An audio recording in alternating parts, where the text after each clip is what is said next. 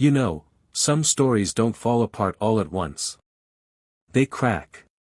Slowly. Quietly. And by the time anyone notices, everything is already broken. A courtroom fills the screen, fluorescent lights, cold rows, that familiar hush before a verdict. A teenage girl sits at the defense table, shoulders tight, hands clasped like she's holding on to the last piece of hope she has left. She wipes a tear, leans toward her mother, then looks at the judge the way someone looks when they believe only mercy can save them. Her voice shakes as she tells the court she doesn't remember. She says the crash was an accident. She says she loved him. And for a moment, people believed her. The judge leans back. Papers shift. The room settles into a quiet that feels almost expectant. Then a screen lights up. Everything pauses. Because once the video played, everything she said collapsed. This is the story of the crash no one thought was intentional, until the truth forced its way through the screen. At 17, Mackenzie Shirilla looked like any other high school girl on social media, petite, smiling, the kind of teenager who posted playlists and snapshots like life was just starting. Dominic Russo was 20, loved cars, loved his people, and carried a sense of responsibility bigger than his age. His best friend, 19-year-old Davion Flanagan, had a kindness you could feel before he said a word. They were ordinary kids with ordinary lives, jobs, inside jokes, weekend plans, and dreams that sounded like the kind you hear at kitchen tables in homes across the country. Dominic talked about starting a small business someday. Davion had a soft spot for helping stray animals and wanted a future built around compassion. No one knew the last night of July would be their last night alive. Mackenzie and Dominic's relationship looked typical from the outside, close, emotional, full of breakups and makeups that felt big in the way young love always does. And yet, something in that relationship felt heavier than teenage heartbreak. The sun rose on July 31 st, but two boys would never see it. The crash on July 31, 2022, didn't look like something anyone could walk away from. When first responders arrived around 5 a.m., the Toyota Camry was lodged deep into the brick wall of the Strongsville Business Plaza, crushed so violently that metal folded into itself like paper. Dominic Russo and Davion Flanagan were unresponsive in the passenger and rear seats, their bodies still, their faces showing the impact no one could ever prepare for. Mackenzie Shirilla was the only one breathing, trapped in the driver's seat with her legs pinned, unconscious, barely clinging to life. One firefighter radioed, "We need extraction tools."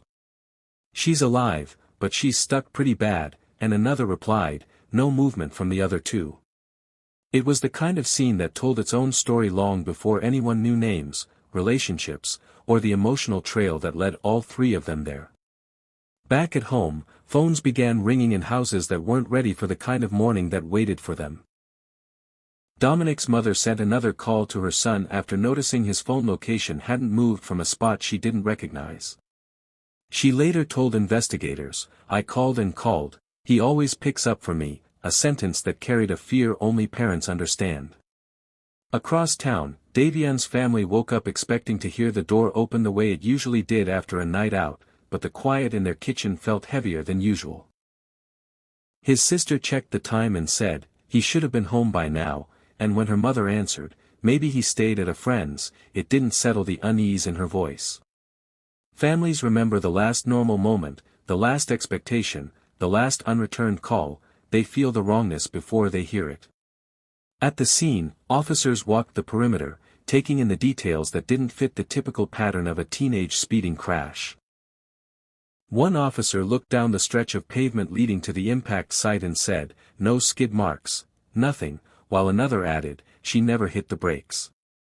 Emergency lights flashed across the building, illuminating the point of impact where the car went straight in without a single sign of slowing, swerving, or trying to avoid the collision.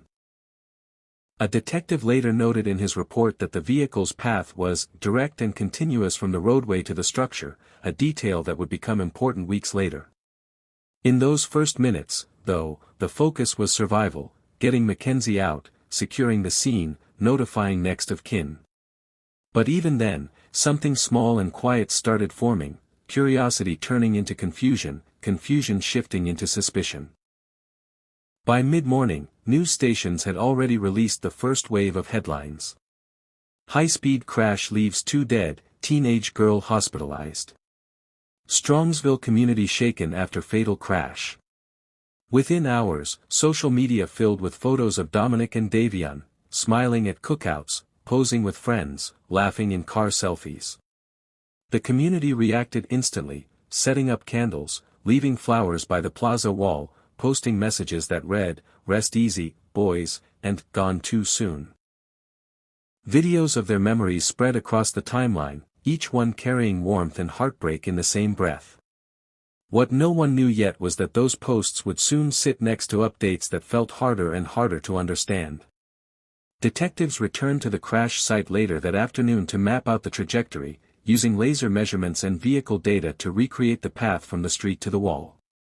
One investigator walked the length of the tire tracks, or rather, the absence of them, and said quietly, "Crashes like this leave clues before we even open a case file." The black box of the vehicle would eventually confirm the speed and lack of braking, but even without that, trained eyes could see what the surface revealed. The distance, the angle, the directness, it didn't look like someone losing control on a curve or reacting too late. It looked like a straight shot. A deliberate line. A path without hesitation. But at that moment, with emotions still raw and the community still reeling, it was filed under "tragic accident," the phrase people say to quiet the questions they're not ready to ask. Officers finished their measurements, the tow truck rolled in, and the Camry, crushed, silent, and holding answers no one had yet uncovered, was lifted from the scene. Onlookers stood behind the tape, whispering, "Those poor kids," while others said, "She must have fallen asleep," or, "Maybe something went wrong with the car." All understandable theories, human theories, built on the belief that no one that young could be capable of anything intentionally harmful. What no one knew was that the first crack in the story had already formed, sitting quietly beneath the surface of the debris. The lack of braking. The angle of impact. The speed recorded by the car. These details weren't as loud as headlines, but they were clearer than emotion. And in the world of investigation, clarity has a way of growing louder with time. Something about this crash was wrong.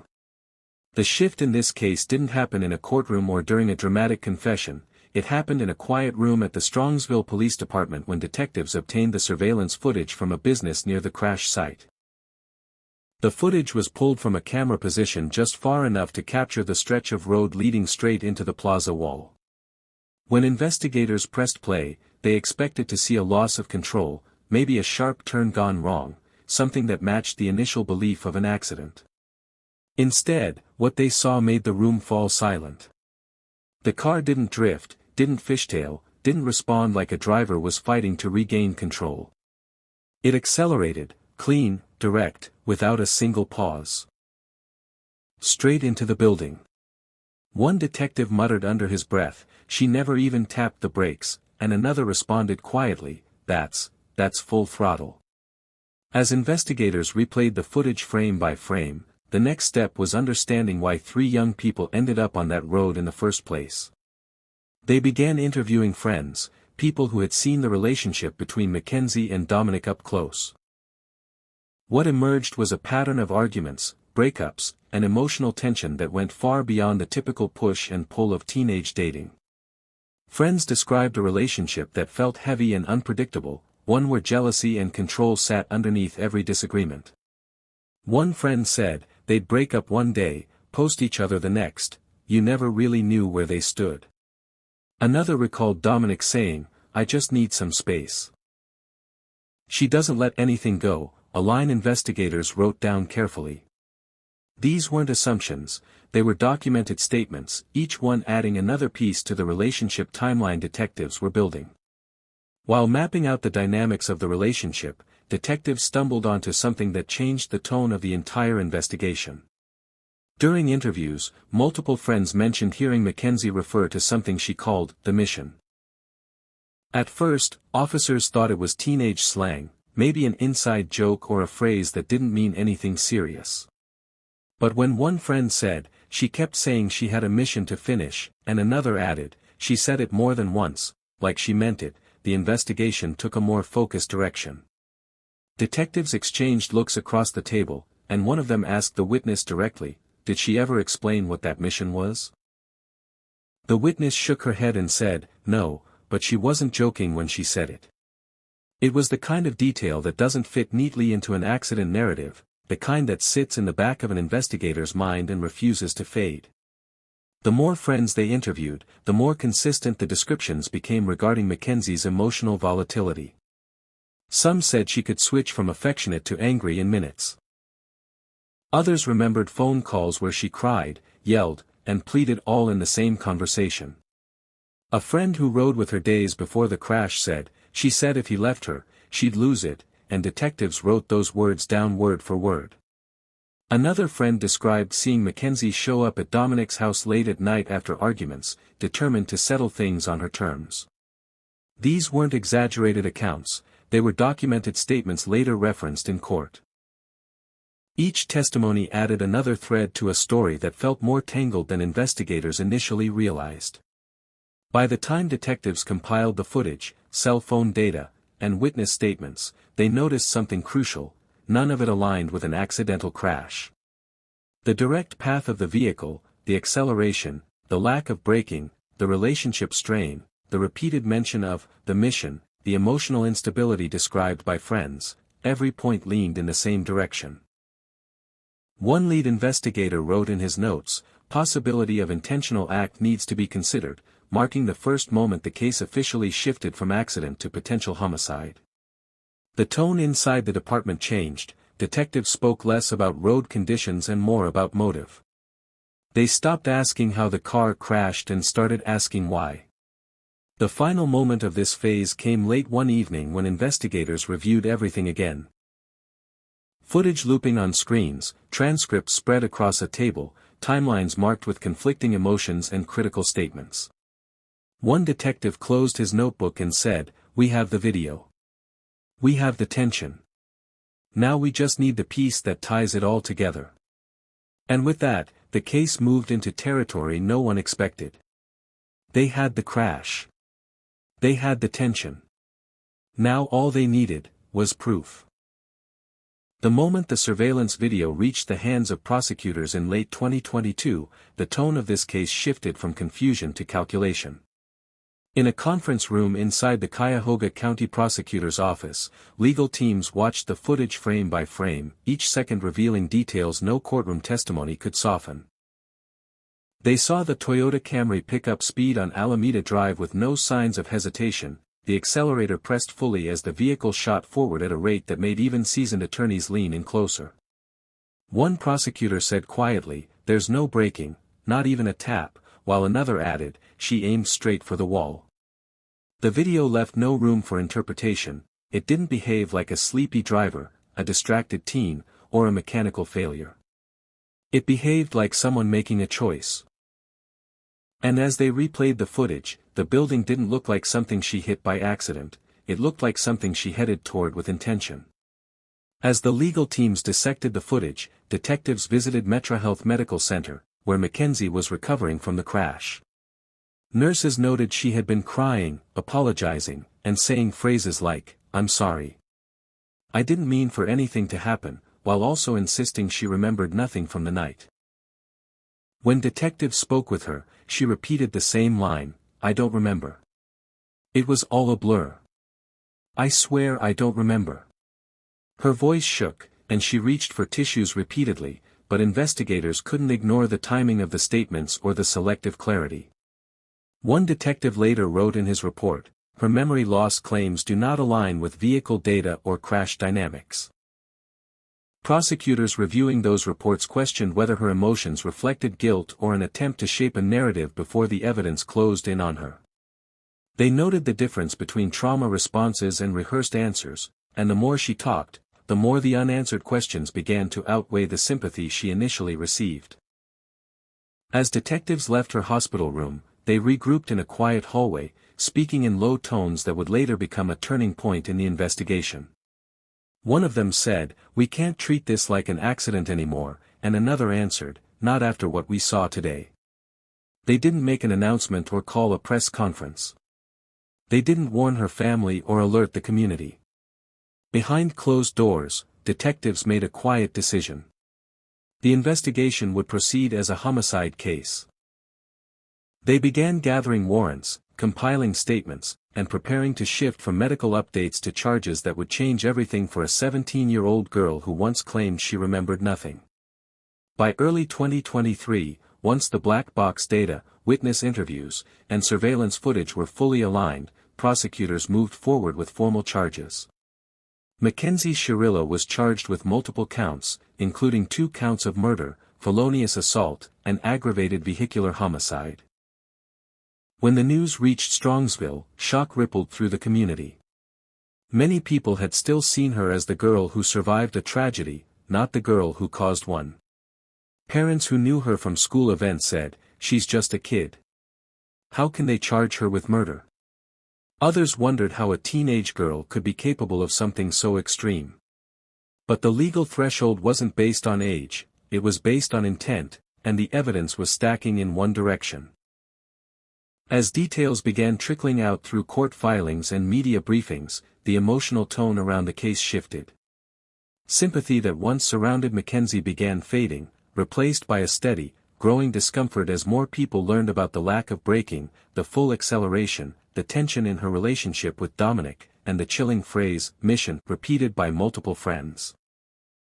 Community members who initially defended her started saying, "That video changes everything," and, "If what they're saying is true, this wasn't an accident."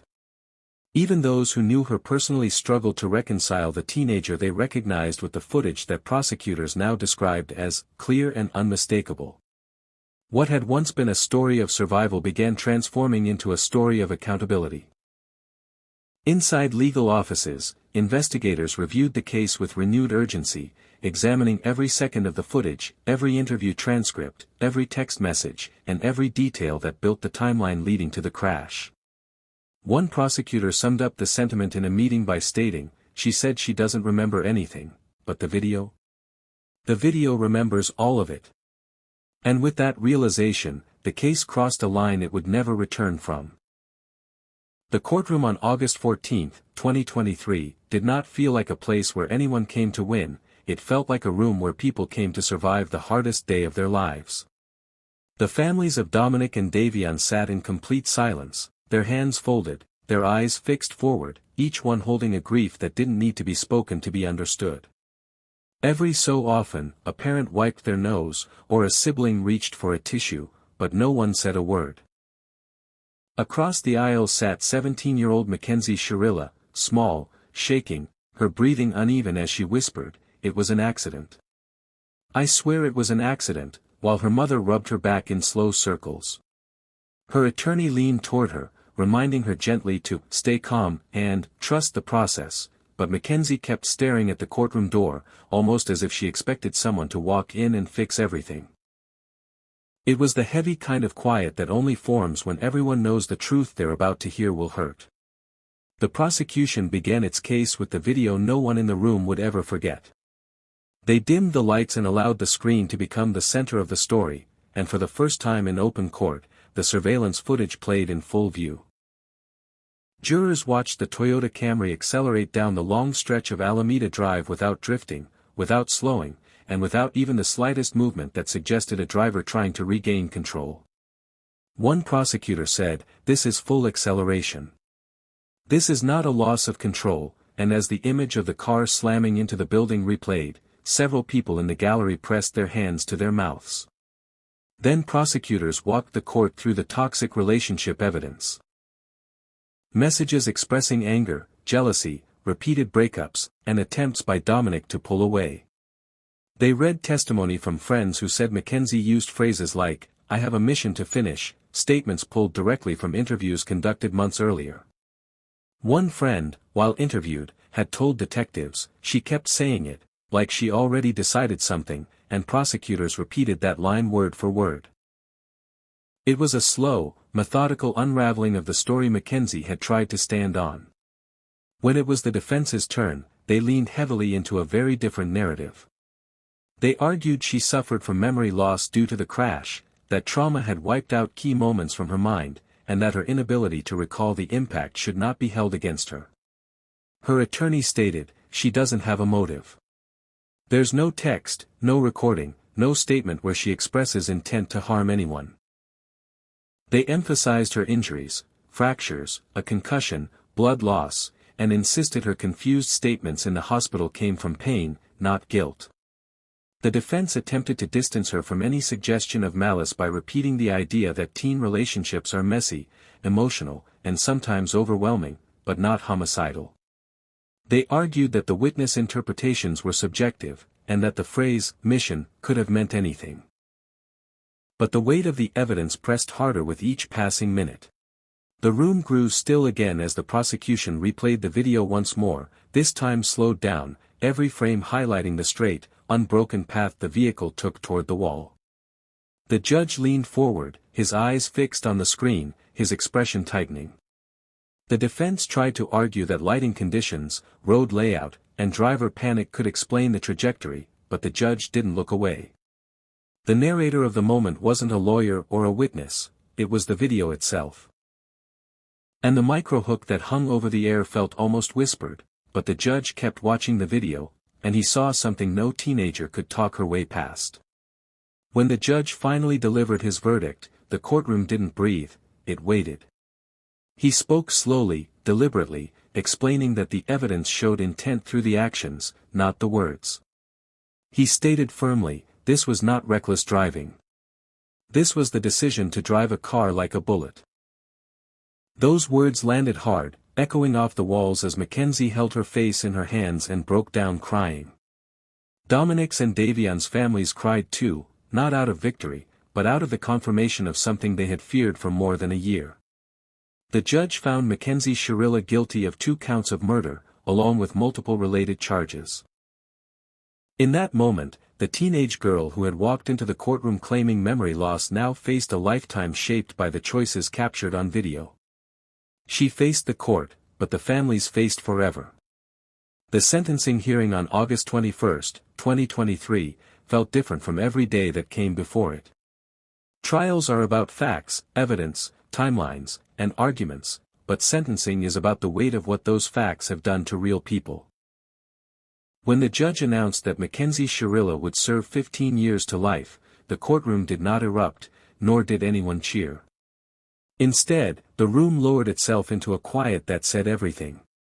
The judge explained that her earliest chance for parole would be in 15 years, and he reminded the courtroom that the sentence reflected not only the law but the reality that 2 young men would never grow older than the ages they were on July 31, 2022. He looked at Mackenzie and said, these were deliberate actions with irreversible consequences, and in that single moment, the gravity of the decision settled across the faces of everyone present. As families were given the chance to speak, Dominic's mother approached the microphone with a trembling paper in her hand, but her voice was steady enough to cut through the silence. She said, my son never came home that morning. I waited for him. I called him. I prayed he was all right. And now I wake up every day knowing he's not coming back. She spoke about his dreams, his laughter, the small routines that once filled her home, and she said, I lost more than a child. I lost the rest of my life with him. Then Davion's loved one spoke, describing a young man whose kindness was the first thing people noticed about him. His sister said, he helped anyone who needed it. He had a future full of love and purpose, and it was taken from him in seconds, while his mother added softly, he was my peace, and now there's only silence. Every word carried the truth of what happens when a life is taken too soon. The loss doesn't end at the funeral, it lives in every empty chair, every unanswered phone call, every birthday that no longer gets celebrated. Outside the courtroom, the community reflected on the case in a way that stretched far beyond the headlines. People began having conversations about the danger of emotional extremes in young relationships, the seriousness of jealousy, and the warning signs that are often dismissed as teenage drama. Educators spoke about the need for better support systems for teens dealing with intense emotions. Parents questioned how to better guide their children through relationships that can quickly shift from passionate to unhealthy. Social workers and counselors pointed out that emotional instability and obsession don't always look dangerous until it's too late. What began as a tragic crash evolved into a larger discussion about recognizing the early signs of volatility and understanding how quickly decisions can turn irreversible. The story became a mirror for many families, reminding them of the importance of paying attention long before heartbreak becomes danger. In the end, the reflection that echoed through Strongsville and beyond was simple, yet heavy with truth. A crash is a moment. But the pain it leaves behind lasts generations. The scars of that night in July stretched through families, schools, friendships, and a community that found itself questioning how something so devastating could happen between people so young. 2 boys lost their futures, and a teenage girl lost her freedom. And no matter how the legal process unfolded, nothing could restore the lives that were taken or the futures that were rewritten in the dark. If this story stayed with you, share their names, Dominic Russo and Davion Flanagan. Because memory is its own kind of justice.